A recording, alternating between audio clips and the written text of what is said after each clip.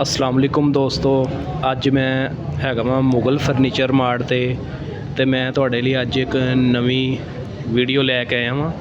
जिहड़े स्कूल दा काम करते ने दोस्त, जिन्होंने स्कूल दा फर्नीचर चाहिदा है, यह उन्हां दी वीडियो हैगी है। मुगल फर्नीचर मार्ट ते मैं आया वां जी, ते मैं तुहानूं विखा रहा वां डाइज़।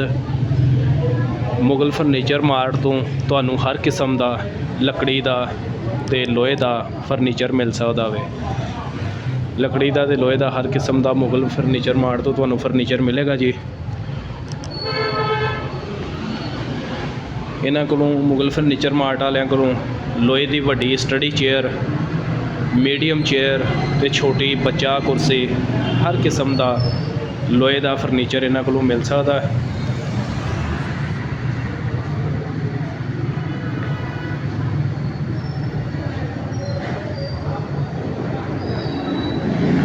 ए भी जी डाइज़ ज़रा चेक करो, किसी भी कलर दे विच तुहानूं डाइज़ चाहिदा है तो मिल जाएगा। लैमीनेशन शीट दे विच चाहिदा है तो मिल जाएगा। चिकबोर्ड शीट दे विच चाहिदा है, मिल जाएगा। मुगल फर्नीचर मार्ट वालियां दा एड्रैस हैगा है जी दाता दरबार दी बिल्कुल बैक साइड, अखां वाले हॉस्पिटल दे बिल्कुल सामने मुगल फर्नीचर मार्ट है जी। नज़द हाफज चाय वाला भी हैगा वे।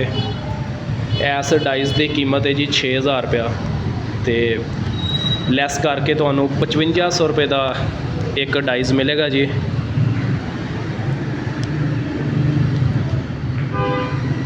यदि डाइज़ की कम अज़ कम 1 साल गारंटी होएगी।